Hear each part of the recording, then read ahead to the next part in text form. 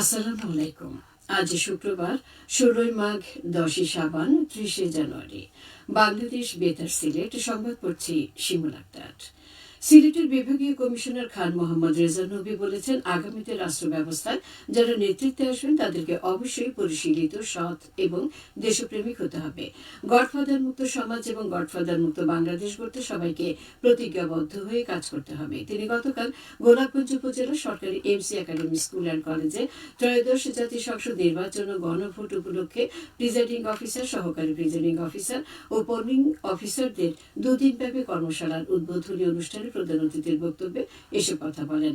এ সময় তিনি ভোট কেন্দ্রে করণীয় বর্জনীয় বিষয় নিয়ে প্রিজাইডিং অফিসারদের উদ্দেশ্যে বিভিন্ন দিক নির্দেশনামূলক বক্তব্য প্রদান করেন। এছাড়াও সুষ্ঠুভাবে ভোট গ্রহণে সবার সহযোগিতা কামনা করেন। উপজেলা প্রশাসন, উপজেলা নির্বাচন অফিস যৌথভাবে এর আয়োজন করে। এদিকে ত্রয়োদশ জাতীয় সংসদ নির্বাচন ও গণভোটে ভোট গ্রহণকারী কর্মকর্তাদের দুদিনব্যাপী প্রশিক্ষণ শুরু হয়েছে গতকাল মৌলভীবাজারের জুড়ি উপজেলায়। এতে প্রধান অতিথি ছিলেন জেলা প্রশাসক তৌহিদুজ্জামান পাভেল। জেলা প্রশাসন ও জেলা রিটার্নিং কর্মকর্তার কার্যালয় এর আয়োজন করে। ত্রয়োদশ জাতীয় সংসদ নির্বাচন উপলক্ষে প্রতিদ্বন্দ্বী প্রার্থী কর্তৃক নির্বাচনী প্রচারণায় পোস্টার ব্যবহার না করা সহ আচরণবিধি প্রতিপালনে প্রয়োজনীয় ব্যবস্থা গ্রহণের জন্য সকল রিটার্নিং অফিসারদের নির্দেশ দিয়েছে নির্বাচন কমিশন। আগামী ১২ ফেব্রুয়ারি ত্রয়োদশ জাতীয় সংসদ নির্বাচন উপলক্ষে বর্তমানে প্রতিদ্বন্দ্বী প্রার্থীগণ কর্তৃক নির্বাচনী প্রচারণা কার্যক্রম চলমান রয়েছে। ত্রয়োদশ জাতীয় সংসদ নির্বাচন ও গণভোট ২০২৬ উপলক্ষে সিলেট পরিদর্শন করেছেন সেনাবাহিনী প্রধান জেনারেল ওয়াকারুজ্জামান। সফরকালে গতকাল দুপুরে সেনাবাহিনী প্রধান সিলেট জেলা প্রশাসনের সম্মেলন কক্ষে সিলেট বিভাগের ঊর্ধ্বতন পর্যায়ের সামরিক কর্মকর্তা, সিলেট বিভাগের সকল জেলার বিভিন্ন আইন শৃঙ্খলা রক্ষাকারী বাহিনী ও অসামরিক প্রশাসনের কর্মকর্তাদের সাথে মত বিনিময় করেন।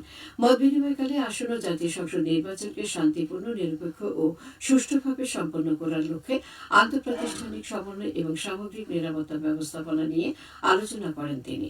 এ সময় সেনাপ্রধান পেশাদারিত্ব, নিরপেক্ষতা, শৃঙ্খলা, ধৈর্য ও নাগরিক বান্ধব আচরণের মাধ্যমে দায়িত্ব পালনের উপর বিশেষ গুরুত্ব আরোপ করেন। এছাড়া সিলেট জেলা স্টেডিয়ামে সেনাবাহিনী প্রধান ইন এইড টু সিভিল পাওয়ার এর আওতায় মোতায়েনকৃত সেনা সদস্যদের কার্যক্রম সরেজমিনে পর্যবেক্ষণ ও প্রয়োজনীয় দিক নির্দেশনা প্রদান করেন। ত্রয়োদশ জাতীয় সংসদ নির্বাচনে আইনশৃঙ্খলা রক্ষায় সিলেট বিভাগের ৯০ প্লাটুনে ২,১০০ জন বিজেপি সদস্য দায়িত্ব পালন করবেন। থাকবে ড্রোন, ডগ স্কোয়াড ও এপিসি সহ কঠোর নিরাপত্তার পাশাপাশি সীমান্তে বাড়তি নজরদারি। সিলেট সেক্টর সদর দপ্তরের sector commander colonel Mohammad Salauddin গতকাল নির্বাচনে বিজেপির প্রস্তুতি ও নিরাপত্তা বিষয়ক সাংবাদিক সম্মেলনে এই তথ্য জানান। তিনি জানান, জনগণের ভোটাধিকার সুরক্ষায় প্রস্তুত রয়েছে বর্ডার গার্ড বাংলাদেশ। সিলেট সেক্টরের অধীনে বিজেপি সদস্যরা দুটি জেলার ১০টি সংসদীয় আসনে অন্যান্য বাহিনীর সঙ্গে যৌথভাবে নিরাপত্তার দায়িত্বে থাকবেন। সীমান্তবর্তী ৬টি উপজেলা সুনামগঞ্জ সদর, তাহিরপুর, বিশম্বরপুর, গোয়াইনঘাট, কোম্পানীগঞ্জ, জকিগঞ্জে বিজেপি এককভাবে নির্বাচনী দায়িত্ব পালন করবে। এছাড়া সীমান্তবর্তী আরও ৫টি উপজেলায় সেনাবাহিনী ও বিজেপি যৌথভাবে এবং অন্যান্য ১২টি উপজেলায় বিজেপি অন্যান্য আইনশৃঙ্খলা রক্ষাকারী বাহিনীর সঙ্গে দায়িত্ব পালন করবে। ব্যক্তি করদাতাগণের আয়কর রিটার্ন দাখিলের সময় আগামী ২৮ ফেব্রুয়ারি পর্যন্ত বৃদ্ধি করা হয়েছে।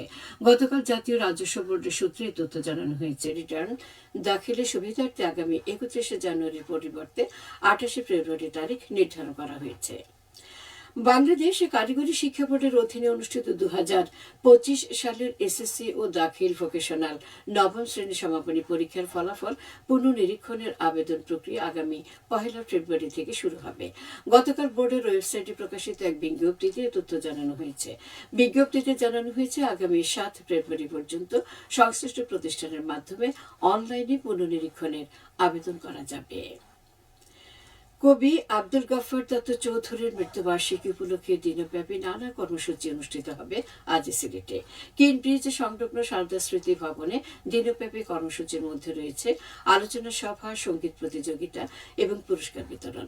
এতে প্রধান অতিথি হিসেবে উপস্থিত থাকবেন ঢাকা বিশ্ববিদ্যালয়ের বাংলা বিভাগের প্রাক্তন চেয়ারম্যান অধ্যাপক ডক্টর ভীষ্মদেব চৌধুরী। এতে সভাপতিত্ব করবেন শিক্ষাবিদ ও গবেষক ডক্টর আবুল ফতেহ আত্তা। বাঙালির ঐতিহ্যবাহী পিঠা উৎসব গতকাল থেকে শুরু হয়েছে মৌলভীবাজার শাহ মোস্তফা ডিগ্রি কলেজে। কলেজ ক্যাম্পাসের উদ্বোধন করেন অধ্যক্ষ প্রফেসর ডক্টর মামুনুর রশিদ। দেশের বিভিন্ন অঞ্চলের পিঠা সম্পর্কে বর্তমান প্রজন্মকে জানানো, এর স্বাদ গ্রহণ এবং বিলুপ্ত প্রায় পিঠার ঐতিহ্য তুলে ধরার লক্ষ্যে প্রতি বছরের মতো এবারের পিঠা উৎসবের আয়োজন করা হয়েছে। 3 দিনব্যাপী পিঠা উৎসবে 19টি স্টল স্থান পাচ্ছে। এদিকে সিলেটে আজ সাংস্কৃতিক সংগঠন শ্রুতির আয়োজনে পিঠা উৎসব অনুষ্ঠিত হবে।